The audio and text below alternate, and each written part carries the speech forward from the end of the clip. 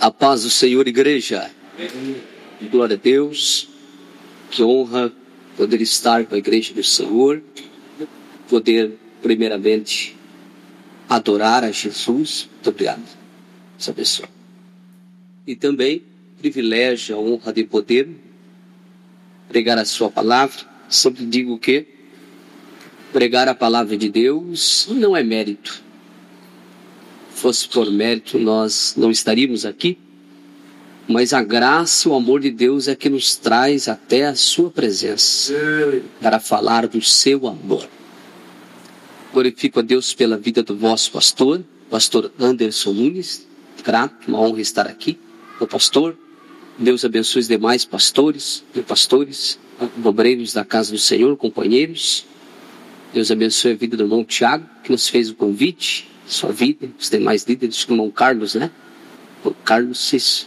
Deus abençoe também a toda a igreja do Senhor Jesus, a vida da cantora, da sua família, seus pais, que Deus possa abençoar.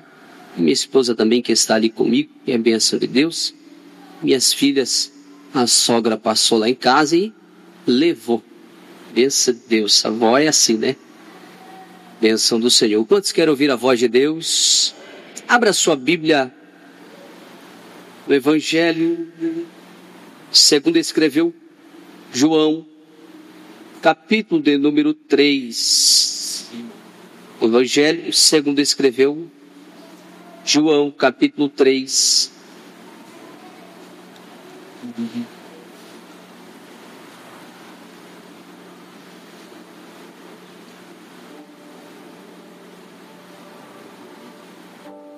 Enquanto você procura, capítulo de número 3, versículo 13. Eu tenho ali no final alguns materiais, bíblias e gravatas. Se você desejar abençoar a vida de alguém, ou abençoar a vida do pregador, eu tenho ali alguns materiais. Passe ali, vai ser bênção de Deus. Eu escrevi um livro, está em processo de edição e depois nós vamos imprimir este livro, as cópias, e vai ser bênção para o reino de Deus. Capítulo 3, versículo de número 13. Diz assim a palavra do Senhor. Capítulo 3, versículo 13. Ora, ninguém subiu ao céu, senão o que desceu do céu, o Filho do Homem, que está no céu. E como Moisés levantou a serpente no deserto, assim importa que o Filho do Homem seja levantado, para que todo aquele que nele crê não pereça, mas tenha a vida eterna. Porque Deus amou o mundo de tal maneira que deu o seu Filho unigênito, para que todo aquele que nele crê não pereça, mas tenha a vida eterna. Porque Deus enviou o seu Filho ao mundo, não para que condenasse o mundo, mas para que o mundo fosse salvo por ele. Quem crê nele não é condenado, mas quem não crê já está condenado, porquanto não crê no nome do unigênito Filho de Deus. E a condenação é esta, e para mim este versículo é um dos versículos mais tristes da Bíblia Sagrada. E a condenação é esta, que a luz veio ao mundo, e os homens amaram mais as trevas do que a luz. A luz veio ao mundo, e os homens amaram mais as trevas do que a luz, porque as suas obras eram más. Tomai o vosso assento em nome de Jesus. Meus amados, prometo que serei prudente com o horário, mas eu preciso falar sobre Jesus nesta noite. O Senhor colocou essa palavra no meu coração para falar um pouquinho da trajetória de Jesus Cristo. Capítulo 3 que nós acabamos de ler é um encontro que Jesus tem com um homem chamado Nicodemos, que tinha uma influência muito grande e que tinha aparentemente um conhecimento muito profundo, pois era mestre em Israel. Mas quando Jesus começa a pregar para ele individualmente, Nicodemos, ele fica um pouco perdido nas falas de Jesus, ele passa a não entender o que Jesus estava falando. Jesus chega a dizer para Nicodemos que necessário é nascer de novo para ter a vida eterna. E Nicodemos, nesta confusão, ele diz: como eu vou nascer de novo, sendo eu já velho? Entrarei eu no ventre da minha mãe? Aí Jesus vai responder para Nicodemos: se vos falei de coisas terrenas e vós não crestes, como falarei das coisas espirituais? Necessário é nascer da água e do Espírito. E aí, então Jesus vai começar a dizer agora a respeito da sua vida. Ora, ninguém subiu ao céu, senão o que desceu do céu. E aqui eu começo a falar um pouquinho da trajetória de Jesus. O apóstolo Pedro vai dizer que ele é o cordeiro morto antes da fundação do mundo. 1 de Pedro 1, 18, 19 e 20. Apocalipse 13, 8 vai dizer que ele é o cordeiro que foi morto na fundação do mundo. Quando o homem falhou com Deus, quando ele peca no Éden, e ele falha, o animal é morto, seu sangue é derramado para fazer a aspersão do pecado, a purificação, a justificação e a santificação do homem. Parece que Deus está dando uma sentença eterna ao homem agora. Mas na verdade é a demonstração da graça de Deus ao tirar o homem do Éden, ao proibir a sua entrada, ao matar aquele animal. Por isso que Apocalipse diz que ele é o cordeiro morto na fundação do mundo. Mas Pedro vai um pouquinho mais longe e diz: antes da fundação do mundo. João 1:1 diz que no princípio ele era o Verbo, e o Verbo se fez carne. Mas ele vai dizer: e o Verbo era Deus, estava com Deus no princípio, e todas as coisas foram feitas por ele e por meio dele. E tudo que foi feito não seria feito sem a presença dele. Eu estou construindo a mensagem para que você entenda o que Jesus renunciou para descer e vir à terra e dar a sua vida em resgate, a minha vida e a sua vida. A grandeza de Jesus ao renunciar, ele renuncia os céus e tudo que há nele e toda a glória, sendo ele o criador dos céus e da terra, e do homem que agora falhou, ele tem que descer dos céus. Pedro também vai dizer na primeira epístola, versículo 10, 11, ele vai dizer que os profetas receberam antecipadamente o Espírito de Cristo e sofreram anteriormente o que Cristo ia passar. As aflições estavam nos profetas, ou seja, eles viviam, antes de Cristo descer, eles viviam o que Cristo iria viver. A sua vida era uma profecia daquilo que seria o Messias.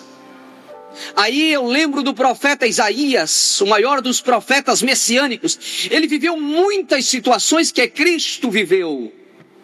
Por isso que Cristo, em muitas das suas mensagens, ele dizia: assim como foi com o profeta Jonas, assim como foi com Daniel, assim como foi nos dias de Ló, assim como foi com Isaías.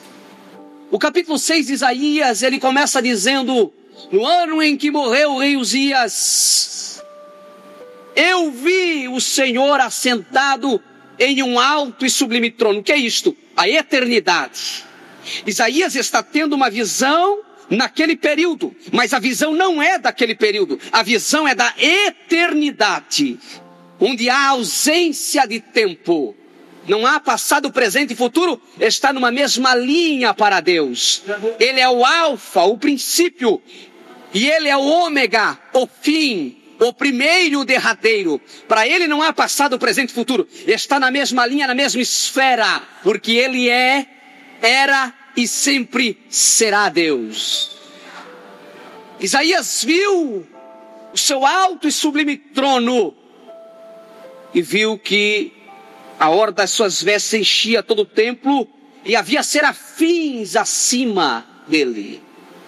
Os serafins tinham 6 asas, com 2 cobriam os seus pés, em sinal de reverência, com 2 cobriam os seus olhos.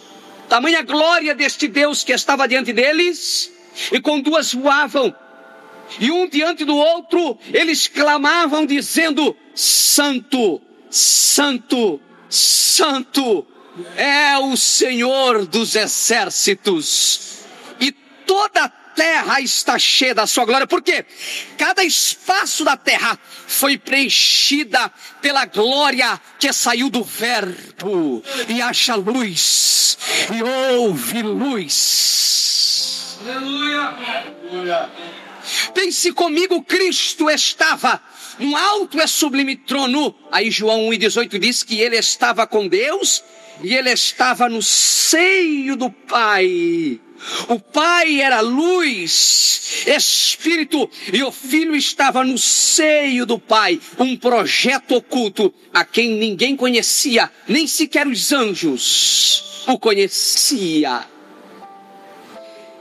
Deus não foi visto por ninguém, a não ser pelo Filho que estava em seu seio, que tinha intimidade, que conhecia. Provérbios 8 vai dizer que ele era o seu arquiteto na criação do mundo, quando ele estava estendendo as nuvens e colocando limite aos mares. Ali estava eu, e eu era o seu arquiteto. A sabedoria, ali estava Cristo, que não foi visto por ninguém, que não foi contemplado por ninguém, mas o profeta Isaías está tendo uma visão da eternidade e diz: os serafins estavam acima dele. E aí Isaías, cheio do Espírito, viu que uma voz saía, e aquela voz fez tremer os umbrais das portas. O templo se encheu da glória.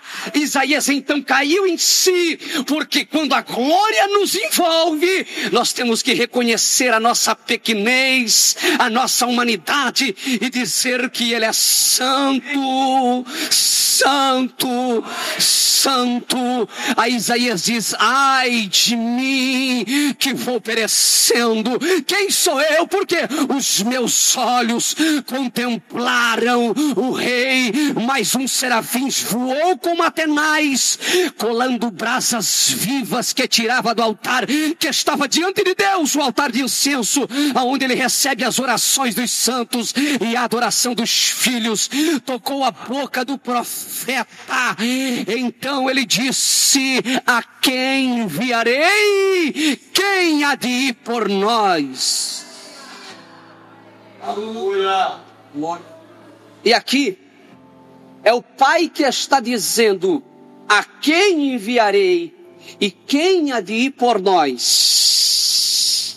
O Pai, o Filho e o Espírito. O Pai, o Filho e o Espírito estão fazendo uma pergunta: a quem enviarei e quem há de ir por nós? Por que ele está fazendo essa pergunta? Eu preciso resgatar o homem que caiu e que pecou. Eu preciso salvá-lo. A quem eu enviarei e quem há de ir por nós? Parece que ele está perguntando somente ao profeta.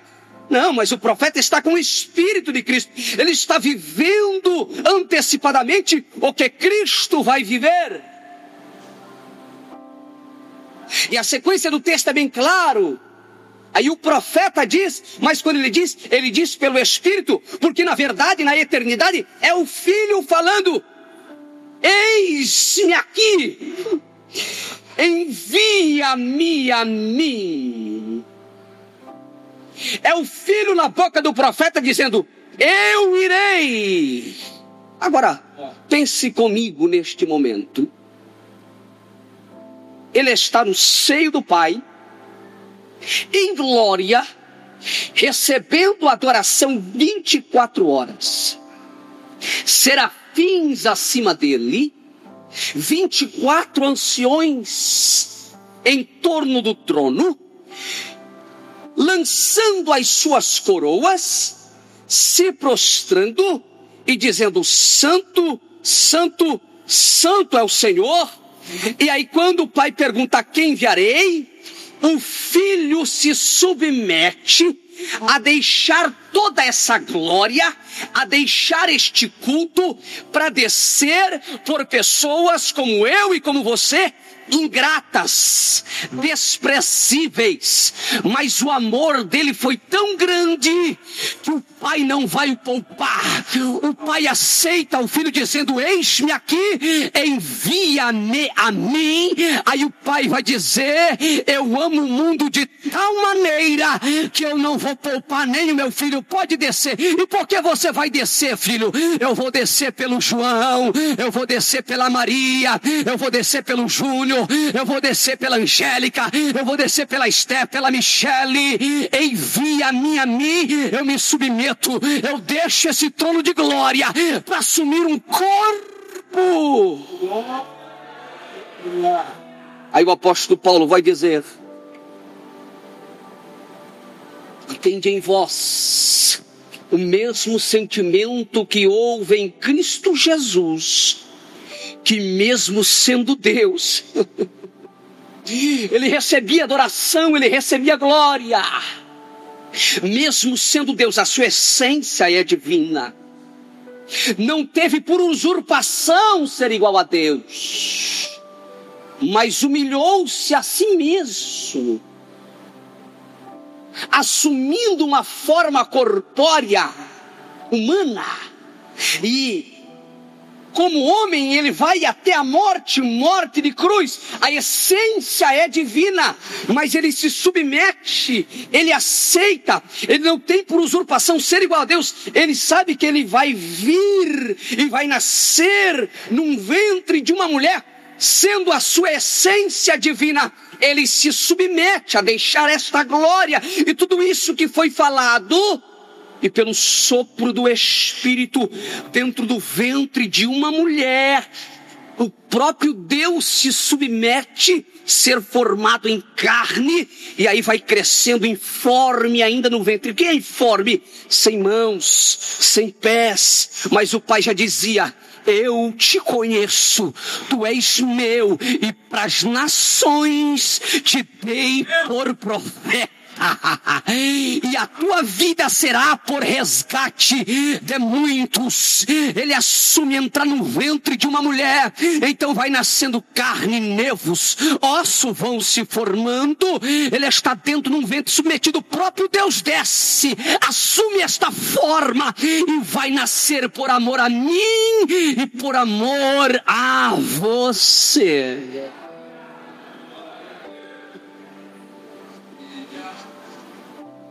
Até que os dias vão ser cumpridos.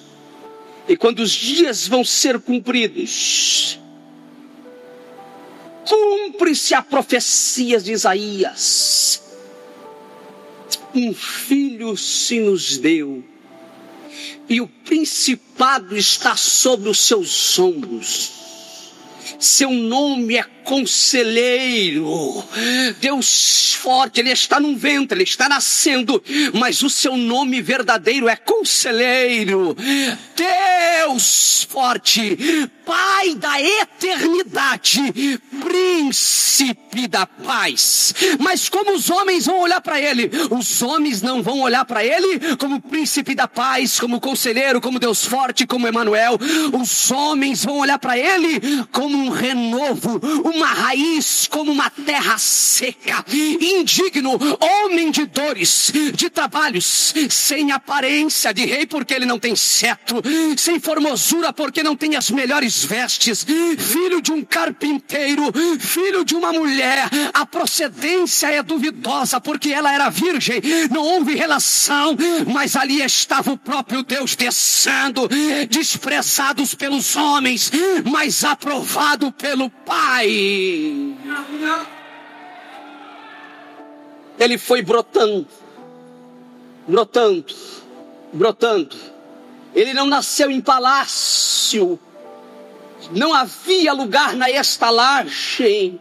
Por não haver lugar na estalagem, a mulher está ponto a dar à luz. Lá no campo, os pastores estão sendo visitados na madrugada, guardando as suas ovelhas e dizendo: ei, aquele a quem a palavra, as profecias diziam, nasceu, está se cumprindo a profecia. Os pastores deixaram tudo e foram diante dele. Ele não está num hotel 5 estrelas, ele está numa manjedoura. Por quê? Porque João disse que ele é o Cordeiro que tira o pecado do mundo. Ele não nasceu no palácio porque ele não era rei dos homens, mas ele era rei dos reis, Senhor dos senhores.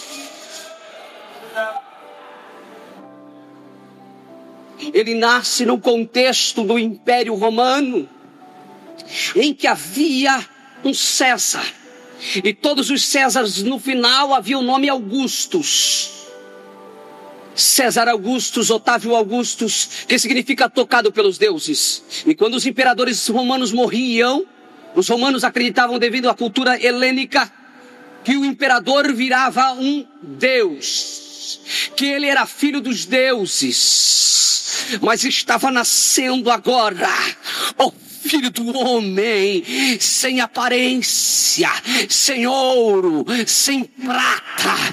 Mas por isso que Pedro disse: ele vos resgatou do mundo, não com prata e nem com ouro, mas com precioso sangue vertido na cruz do Calvário. Foi isto que Cristo fez, mas ele foi desprezado. Passa-se 8 dias, ele é circuncidado. Passa-se 40 dias. A família tem que levar ele ao templo, porque ele era o primogênito, precisava ser dedicado e apresentado. Jesus se meteu tanto, que a família de Jesus tinha poucas condições financeiras. Levítico capítulo 1 diz que ao apresentar o filho, deveria levar-se uma oferta. Havia 3 tipos de ofertas, e essas ofertas contemplavam, porque Deus não faz acepção de pessoas, do mais rico ao mais pobre. O mais rico tinha que levar o chamado gado graúdo, vacas, bois, bodes. Aquele que tinha uma condição financeira média, se fosse falar hoje a classe média, tinha que levar um gado miúdo, ovelhas, cabras, cordeiro, carneiro. Mas o mais pobre que não tinha condição, e assim estava José e Maria, o mais pobre que não tinha condições, deveria levar um par de rolinhas, um par de pombinhas.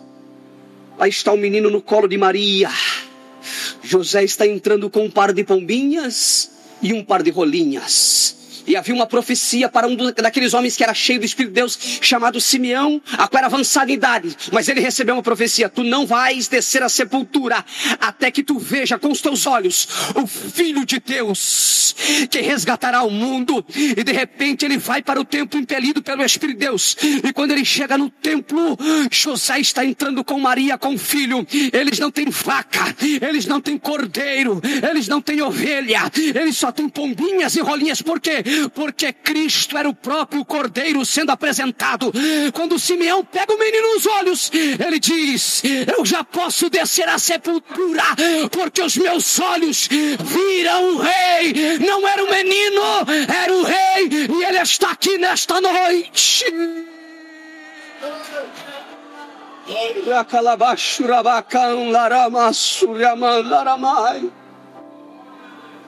Aí Simeão, impelido pelo Espírito, vai dizer, quando ele pega o menino e que ele apresenta, os seus olhos se abrem, ele tem uma visão. Que visão é esta? Ele vê uma espada traspassando a alma. E esta alma é a alma de Cristo, representado na cruz do Calvário. Quando Adão é tomado de um sono representando a morte de Cristo, o segundo Adão, que não pecou, perfeito. O primeiro Adão, Deus deu um sono para ele. E entre as costelas de Adão, Deus tirou e formou a sua mulher, Eva, que representa a igreja. Agora está Cristo. E a visão de Simeão foi essa. No madeiro, quando ele expira, como num sono, os soldados tiveram que quebrar as pernas dos outros malfeitores para que eles pudessem desmaiar e então morrer. Tamanho sofrimento. Mas Cristo não. Ele escolheu a sua própria hora porque não havia pecado nele. Então ele disse, está consumado. E tendo dito isso, expirou, como num sono profundo de Adão. E agora o soldado viu que ele estava então morto e cravou entre as costelas de Cristo uma lança. E diz o texto que saiu água e sangue. Ali, assim como Eva nasceu no jardim, estava nascendo a igreja. Só que ela já estava nascendo lavada e remida pelo sangue do Cordeiro, por um homem que não pecou. Adão foi expulso do jardim, mas Cristo traria de volta a igreja para dentro do jardim, não naquele Éden que era uma cópia, como diz Hebreus, mas numa cidade mais real e mais perfeita. Ele levará sua esposa ataviada para dentro e estaremos com ele e ele estará conosco. Foi isso que Simeão viu, e o meu objetivo aqui nesta noite é que os teus olhos se abram e você desapegue de todas as coisas da terra e comece a contemplar o Rei dos Reis, Senhor dos Senhores. Estava também no templo uma profetisa chamada Ana, viúva, um pouco mais de 84 anos, que estava sempre em oração e jejum no templo. Quando ela vê Simeão apresentando o menino e que Simeão fala aquilo, ela então começa a marchar no templo. E ela começa a dizer, eis que já está entre nós aquele que salvará o homem, que resgatará a alma, que era para estar perdida. Eis que está entre nós o Rei dos Reis, nos nasceu um menino, é ele, o Conselheiro, o Deus forte, o Príncipe da Paz. Já vou encerrar. O menino cresce. E quando chega a sua hora, quando ele está para completar 30 anos de idade, ele precisa cumprir como homem alguns requisitos. E naquele período alguém já estava preparando o caminho dele para que ele se manifestasse. João o Batista, pregando nos desertos. Qual era o tema da mensagem de João Batista? Não era carro, não era casa, não era bens, era arrependei-vos, porque é chegado o reino dos céus. João Batista estava anunciando, há entre nós um que é maior do que eu. Aí João vai dizer, o livro de João vai dizer que João Batista teve uma visão alguns dias antes. O Senhor visitou João Batista e disse, João, aquele quem tu vê, porque era uma fila tremenda para ser batizado por João, e Jesus vai respeitar a fila, vai estar no meio da fila. Quando tu veres alguém e descer sobre ele uma pomba e pousar sobre ele, este é o meu filho amado em quem me comprazo. É este que tu veio preparar o caminho. Aí João olhou para ele e teve a visão. Jesus estava na fila. João vai dizer, não, eu tenho que ir a ti e vem tu a mim, como é isso? Jesus disse, não, vou cumprir, João, estou aqui aqui para ser batizado nas águas como este povo, porque estou aqui por enquanto como não. Tu és o Filho de Deus, eis o Cordeiro que tira o pecado do mundo. Quando Jesus veio e que ele desce as águas, que ele vai sair, o céu se abre, o Espírito desce em forma corpórea como pomba, dizendo: este é o meu Filho amado, a quem me comprazo. Ele sai dali e é levado pelo Espírito ao deserto para ser tentado. O mesmo Espírito que disse: é o meu Filho amado, é o mesmo Espírito que leva o Filho para ser tentado. Você é filho amado, você é filha amada, mas isto não significa que você não vai ser levado pelo mesmo Espírito que te ama ao deserto. Perceba, se Jesus, que é Deus, foi desprezado, foi escorraçado, foi esbofeteado, colocaram no príncipe da paz uma coroa, mas não era de ouro, era de espinhos. Seus pés cravaram, suas mãos cravaram, suas costas chicotearam com chicotes que tinham nas suas pontas ossos, e quando eles cravavam, que eles puxavam era para torturar. Parte da carne das costas saía na ponta dos chicotes, o seu sangue vertia. Se Jesus, que é Jesus, foi desprezado pelos homens e foi levado pelo próprio Espírito ao deserto, porque é que eu e você não queremos aceitar o tempo de Deus na nossa vida? Fique de pé em nome de Jesus.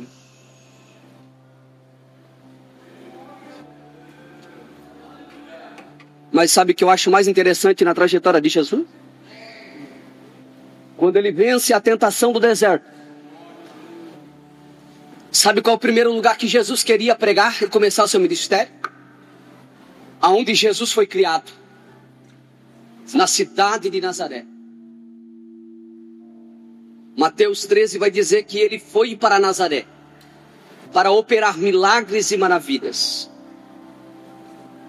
Só que quando dão oportunidade para Jesus pregar, que Jesus acha no texto, e Jesus acha no texto de Isaías 61 e diz: o Senhor me ungiu para pregar liberdade aos cativos,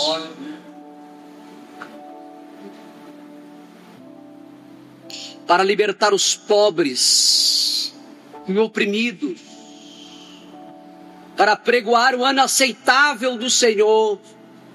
Aí Jesus vai dizer: hoje esse texto se cumpriu. Sabe o que o povo disse? Ele fala de uma forma diferente. Ele fala diferente. Mas não é esse Jesus, o Nazareno, o carpinteiro, filho de José, filho de Maria, irmão de Tiago, de Judas e de Simão?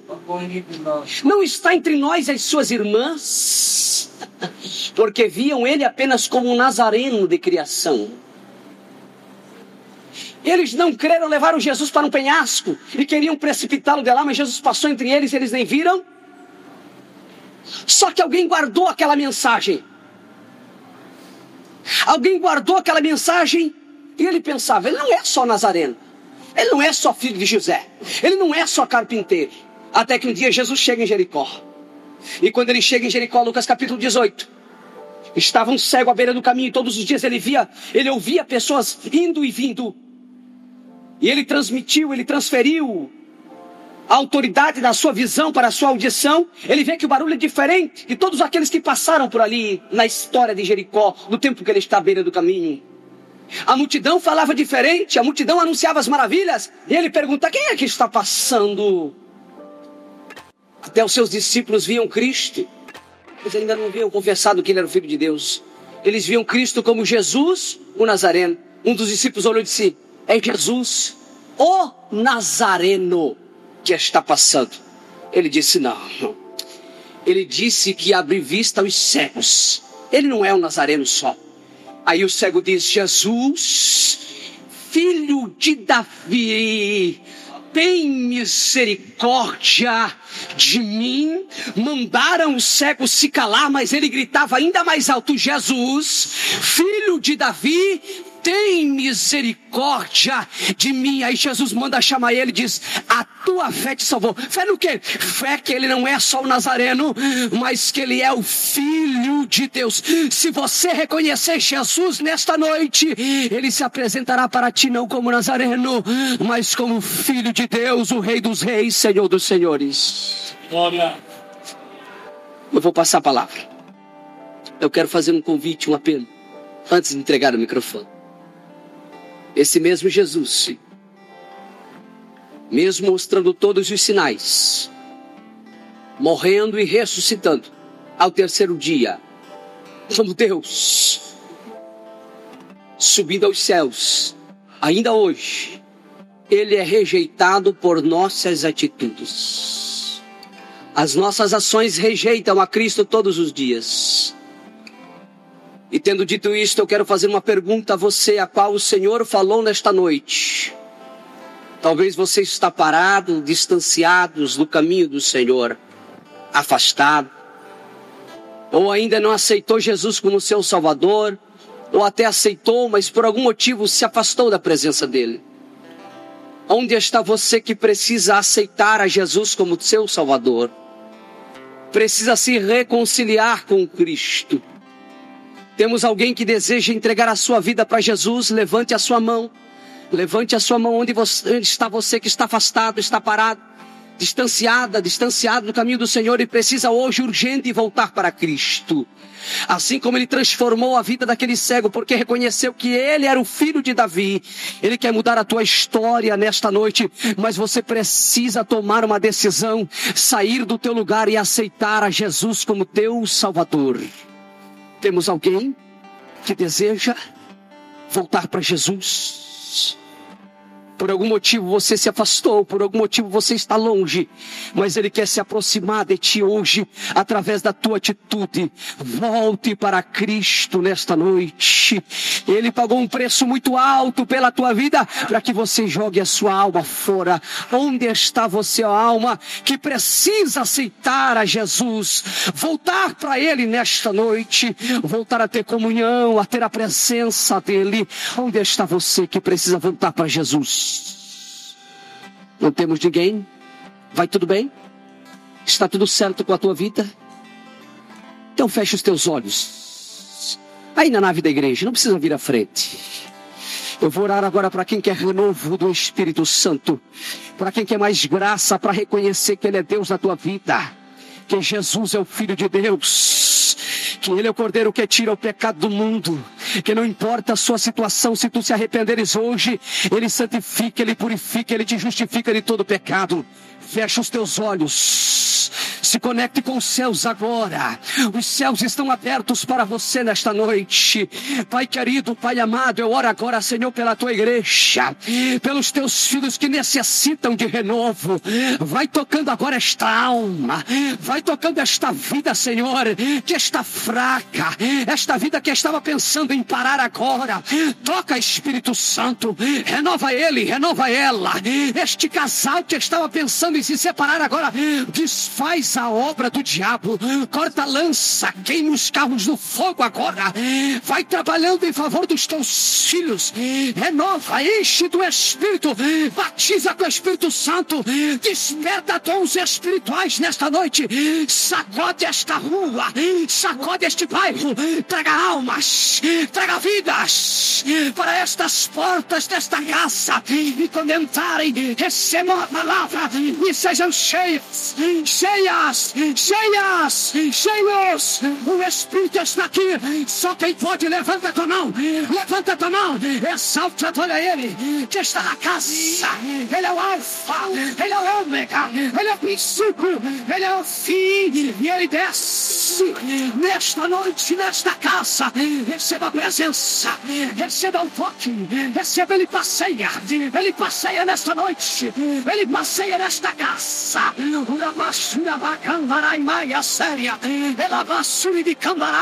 As portas do Hades do inferno não prevalecerão contra a igreja. A igreja está forte. Almas não se renderão a Jesus. Só quem crê, só quem crê. Levanta a mão, levanta a mão.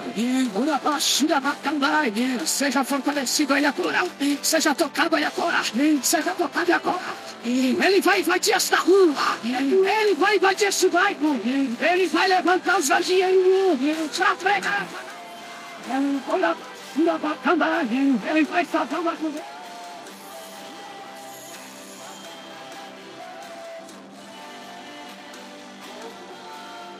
Yes.